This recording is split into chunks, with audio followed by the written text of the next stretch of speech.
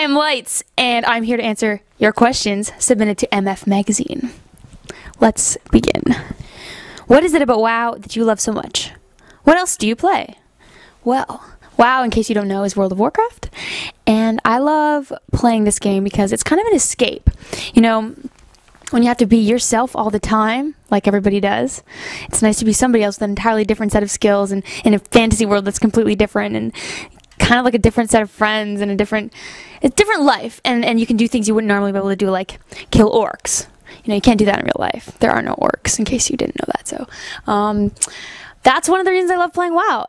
It's also a really cool way to communicate with my fans. I mean, we have a fan guild on there called Lights, and then everybody just kind of raids together and hangs out, and it's kind of, I don't know, a new way to chat and everything with people, and we can take screenshots and everything. It's almost like being in real life, only not. So it's cool. And what else do I play? I'm a really big fan of RPGs, so I play Final Fantasy. I've been getting into Fable a lot lately. Whatever I can bring on DS, I do. Like, I have a lot of Final Fantasy adapted for DS.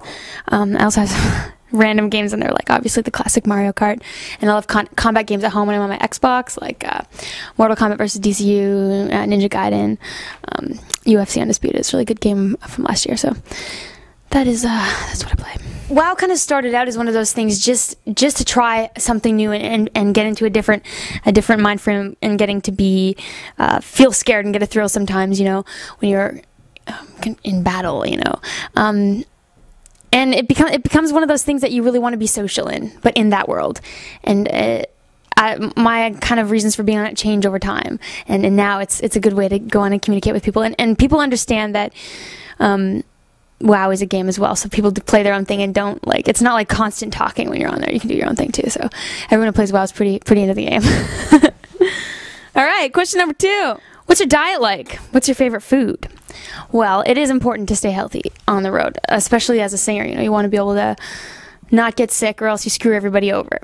So when I have a chance to get food on my rider, like if you can get free food waiting there for you, I always have like vegetables, grapes, maybe some deli meat, yogurt, and lots of water. And it's usually comprised of a lot of salad and yogurt. Yogurt's one of my favorite things in the world. Yogurt parfaits. You name a yogurt parfait, any kind. I don't even know if there's different kinds, but if there are, I like it. Chances are. I like a good yogurt parfait. That's what I eat. It's good for your voice to drink tea and warm beverages before you sing.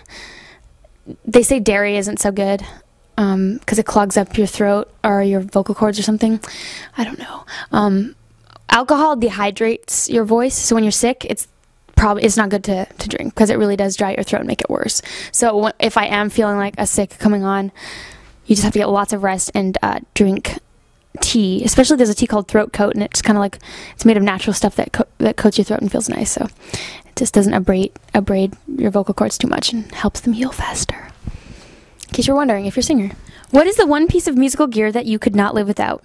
There are so many things that I use, and so many different pieces of gear that I take so much joy in using. But I think if I had to pick one that would probably really, really be hard to be away from, it'd be my guitar. I've had my guitar for a very, very, very long time. I think it's nearing 11, 12 years that I've had my guitar. And it's something that you can play when you're alone, and you can still hear it, and it's beautiful, and you can write songs, and you can sing, and you can lose yourself in it. I mean, a keyboard you need a speaker for. You need a PA, or you need headphones or something. So just a keyboard's not really going to do a whole lot. Guitar, no matter where you are, you can make sound on it and write and just have a good time. And it was my first instrument. So yeah, my guitar. That sort of raw aspect of a song, being able to hear a song stripped down, away from everything, away from the production, take off the beats, take off everything, and just play on your guitar. If the song can come across like that, you know you have a good song. So it's my ambition to always make sure that underlying foundation to a song is there. And the guitar really does help me gravitate towards that foundation for a song. Just being able to play it all the time and know how it's going to sound like that, because it's important. All right. How do you feel about fans bringing you things and holding up "Marry Me" signs? I think it's awesome. It's totally cool. People are so creative. People have brought me the randomest things. Somebody brought me Kingdom Hearts for PS2 today, which I haven't played, and they really wanted me to, so they brought it to me. Now I just need a PS2. Bracelets and necklaces and stuff. Actually, this was Oh, I actually don't have it on. That's really embarrassing. I usually have it on, but it's a necklace a fan gave to me, and I love it. I wear it all the time. And I'm going to pretend it's there. See? Like it? It's really cool receiving all these things. And, I mean, somebody made me a little doll that looks like me. Somebody brought me a laser gun. It's really creative and cool. And as far as the marry me signs go, I just say yeah. So, I mean, verbally, I've been married like 20 times.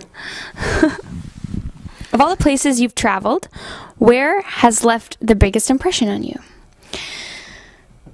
I would have to say Germany. Germany is where my roots are and where my extended family comes from and my background. And there's something really homey about it. I remember the first time I went and I landed, I felt like I was home. There's something you can feel about that land of your heritage, I guess, that's really inspiring and comforting and inviting to you. We just recently went back on tour there. We went on tour there for the first time. I've been there a few times, but never playing music. And it was 10 times better even just being able to play the stuff that I've created my whole life in my homeland, I guess. It was really, really cool, and I can't wait to go back. What's your favorite cheese? Cheese is awesome. That's another thing that kind of like comes from being German. Develop a taste for cheese over time. And right now, my favorite cheese is Swiss, even though that's not German. I also like Edam cheese. It's good. There's been this sort of weird thing on my forums. On my website, I made an ambition when I created a website to have a platform like MySpace now where people can create a profile, and it's a community, and people communicate, and you get rewarded for as many posts as you go on. You get new titles. There's like Dungeon Master and Overlord, and it's awesome. And recently on the forums, that was just kind of a segue into what I'm going to say, but recently on the forums, there's been all this stuff about me liking cheese.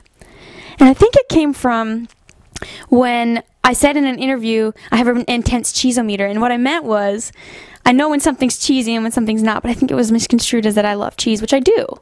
So it works on a number of levels, but I do love cheese. It comes from a German background. My dad loves cheese, and I never used to like it as much as I do now, but if we're going to talk about cheese here, let's talk about that you can get so much flavor out of this much of something. I guess that goes to describe a lot of things in life, too. If you can hear like this much of a song and it's still good. Okay, I'm going to stop with these analogies now. Cheese can't describe everything. Just tastes good. Who's your favorite artist, and do you remember the first time you heard them? One of them is Björk. And I've talked about Björk a lot. There's a lot of really inspiring aspects about her, and she's I would have to say she's one of my all-time favorites, just because, you know, you go through phases of artists and musicians that you like and follow, and then you grow out of them and you move on to the next one, which is part of life. But Björk's one of those ones that just still, I listen to it and it seems new every time you hear it. You hear something new in it every time. And I remember the first time I heard Björk I was probably 14, and I heard her song Yoga. I still don't know if that's how you say it, Yoga or Joga. I don't know. It's with a J. I think it's Yoga or Joga, maybe a mix. I don't know. But basically, there's no beat. It's just her vocal, which is really strong, and the richness of the lyrics over top of the most beautiful string section, doing a completely different melody than the vocal, but it really works together. And the lyrics are just so emotional and raw. And it showed me the power of a song, that if you just have it in its simplest form, it can still be the most powerful thing ever. And I'll never forget that. It's one of the best songs ever written, in my opinion. Thank you so much for submitting your questions, entertaining me for the past half an hour, and have a good one.